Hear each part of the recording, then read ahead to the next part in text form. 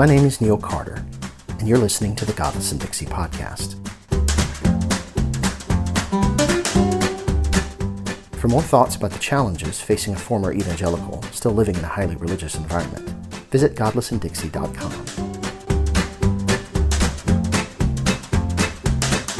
Deconstructing the End of the World.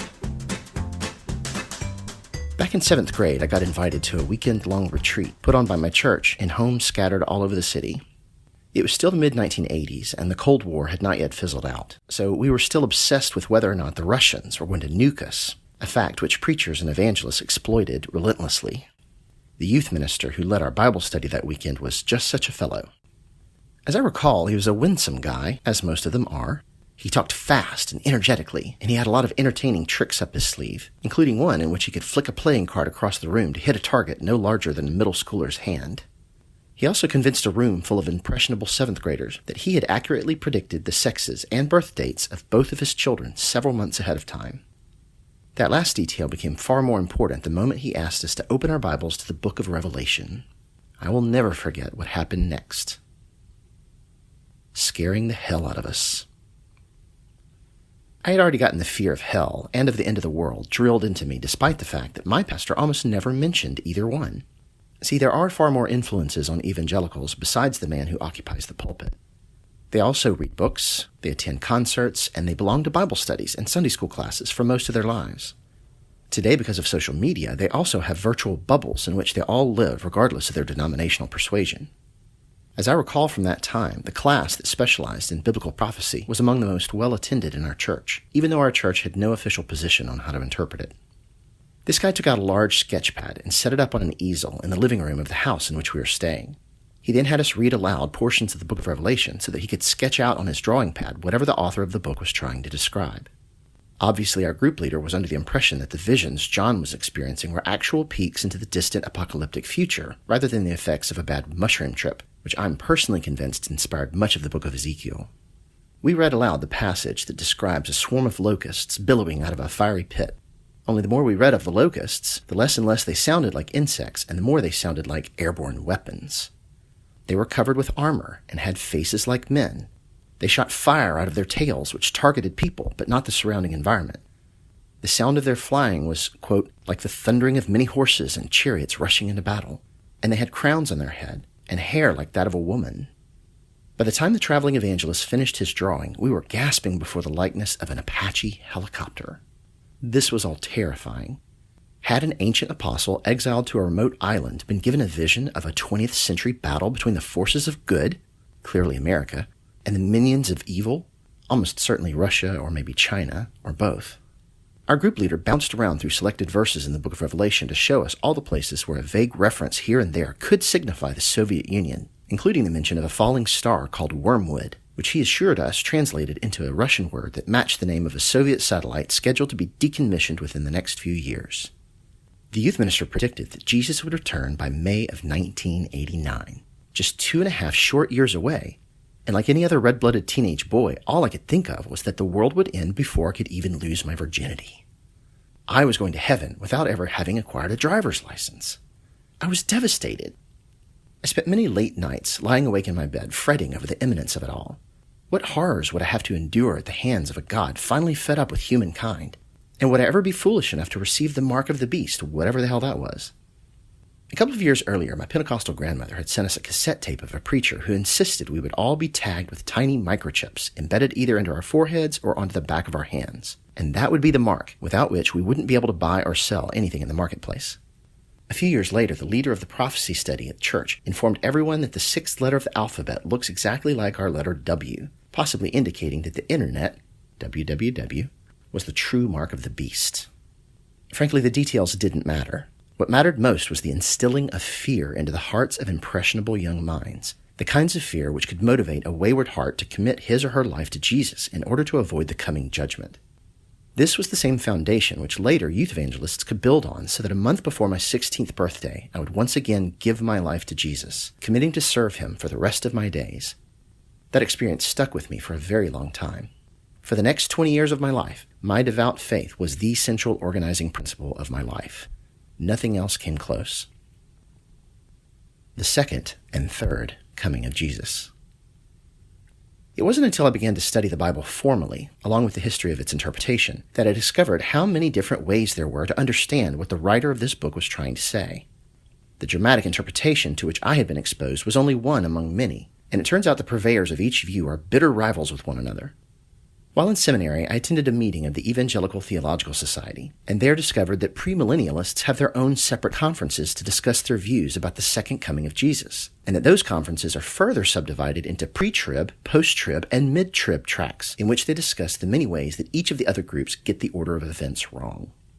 Pre-trib folks insist that Jesus will come again first to rapture up all the Christians who are spiritually ready for his return, so that they won't have to endure the coming Great Tribulation, starring the much-maligned Antichrist, who rules the world with an iron fist. This tribulation, we are told, will last exactly 7 years, and once it is complete, the great battle of Armageddon will occur, in which the forces of good finally clash with the forces of evil for one last time. Back when I taught Bible at Christian schools, I used to challenge my students to find for me where the Bible actually says the Great Tribulation has to be exactly 7 years in duration. My students were certain that a verse must clearly lay that out somewhere because their pastors and their teachers were all so certain of it. I once offered a $1,000 reward to any student who could find such a verse and explain it to the class. But after a week of intense investigation, they all came back and said I could keep my money. One outspoken senior said he found one guy at his church who could explain how they came up with 7 years, but he was so confused by the end of the explanation that he just gave up. Long story short, Jesus comes back again for the third time to defeat Satan, who then has to go to a cosmic jail for 1,000 years, ushering in a glorious kingdom in which righteousness and the knowledge of God will cover the whole earth. After that, there's a judgment, but everybody's fates are pretty set in stone at that point, with most people going to hell forever. Remember, wide is the gate, and many are those who enter it, and a select few going to eternal bliss in heaven. But not everyone preaches that Christians get a pass from this hellacious series of unfortunate events. The mid-trib and post-trib folks insist that Jesus will wait until during or after the tribulation to rescue up those who believe in him, although their theological opponents will quickly tell you that anyone who gets the order of events wrong is a damned heretic. Quite possibly there are false disciples who don't know Jesus at all, but are definitely the unwanted seeds sown among the wheat by those who wish ill on the kingdom of God. Of course, these folks want nothing at all to do with the millions of Christians who don't buy into this nonsense at all. Generally speaking, the higher the education level of the person reading the text, the more likely they are to adhere to a perspective called amillennialism, which means they interpret most of the details of biblical prophecy in purely symbolic terms. They would note that we are always in a state of tribulation, and that the battle between good and evil is going on all the time, as is the kingdom of God. We all eventually meet our Maker, they argue, and we each will have to stand before the judgment seat of Christ whenever our time comes to die. This was basically the view of my childhood pastor, Frank Pollard, who was once president of Golden Gate Seminary and was for many years the voice of the Baptist Radio Hour. Whenever this kind of discussion came up, he usually just shrugged and said, "Who knows?" and then changed the subject to something more interesting to him. In retrospect, I'm grateful that my model of ministry was neither an end-time sensationalist nor a flashy egotist, but a self-effacing introvert with a knack for turning every conversation around to focus on you instead of on himself. He was one of the good ones. For the record, there used to be a lot more post-millennialists. Most of these folks understood the millennium symbolically as well, creating a great deal of overlap with the amillennialists. Some would even say they feel they belong equally in either camp, depending on what you're asking about. Generally speaking, what distinguishes the former from the latter is the level of optimism about the success of the church in converting the rest of the world to the Christian way of thinking. Historically, this view was popular among Calvinists and Reformed types, including the Puritans who dominated early American religious life. But after 2 world wars, it's become a much tougher sell to convince people that the world is progressively becoming a better place. When does all this happen?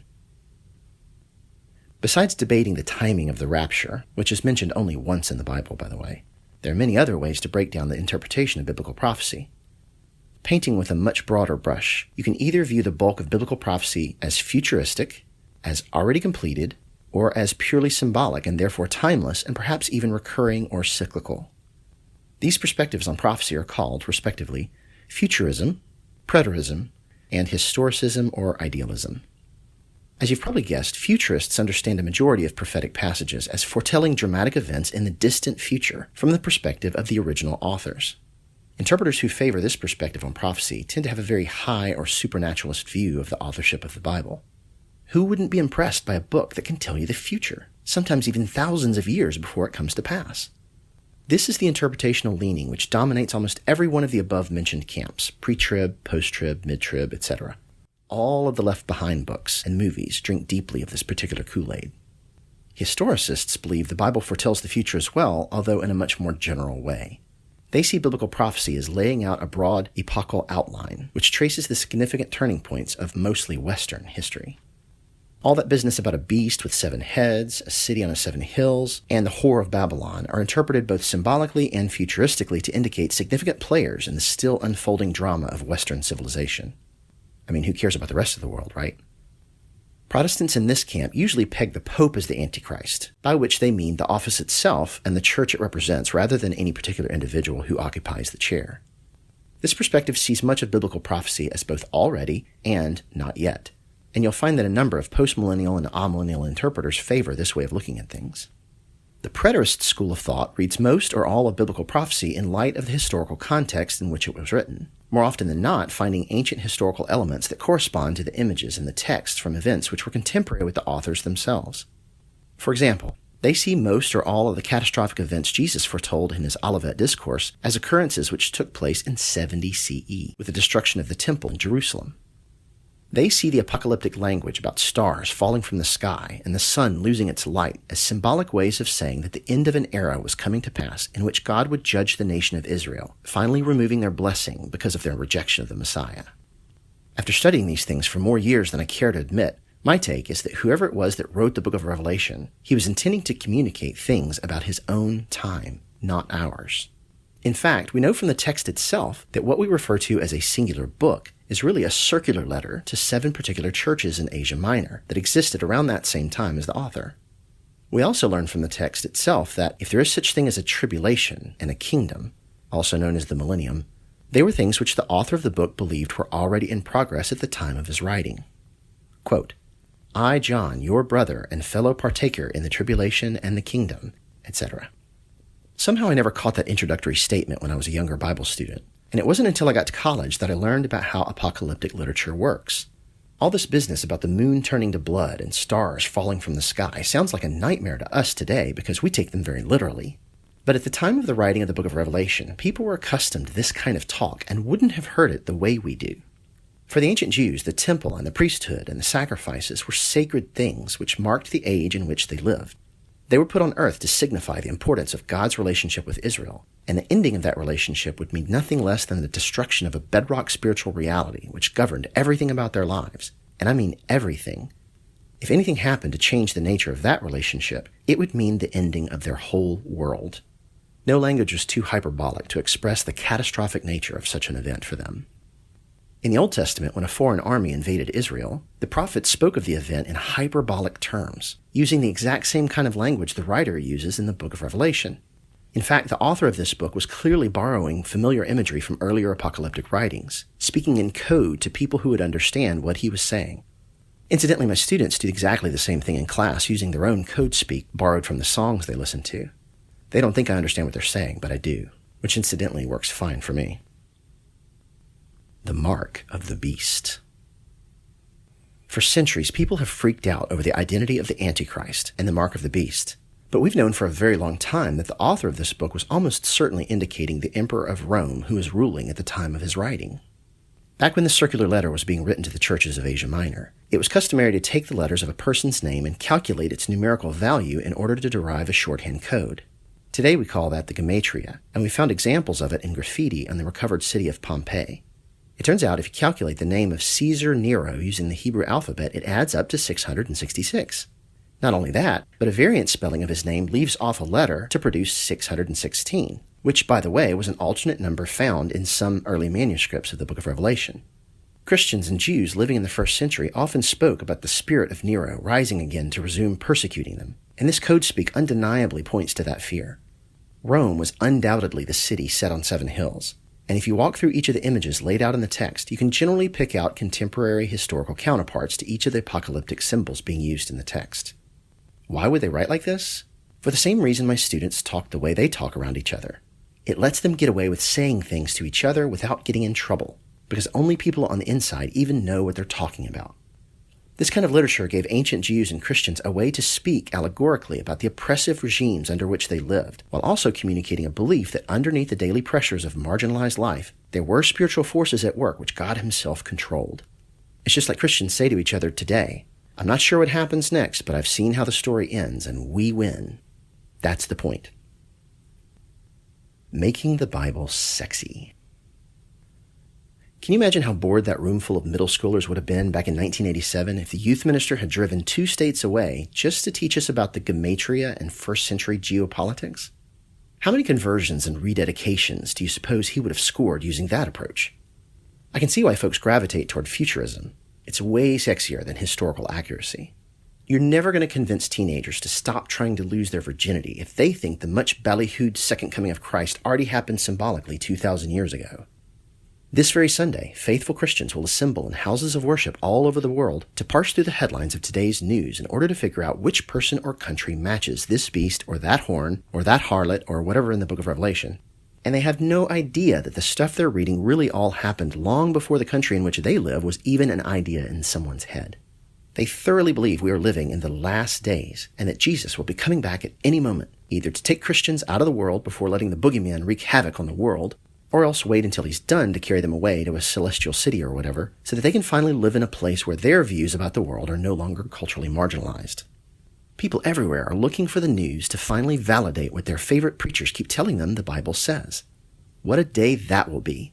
All their deepest worries that their lives are built on false assumptions will be swept away in an exciting series of cataclysmic events, each one infallibly foretold by a book that's been sitting beside their bed for as long as they can remember. How encouraging that would be. Millions of people around the world are eagerly waiting for things to finally fall apart, because maybe what happens after that will finally set things straight. Maybe God will finally swoop in and fix all our problems, because trying to fix them ourselves is really hard work, and we're tired of trying. Governing ourselves is nigh unto impossible, especially with all these other morons we live with, am I right? It's much easier to just give up and hope that someone will come along and save us. I gave up that luxury years ago, and I can't say that I miss it. I know too much now, and I don't figure I can ever go back to thinking that way again. I certainly won't be looking for marks on people's foreheads anyway. We ourselves are our own worst enemies. But then again, we are likely our only saviors as well.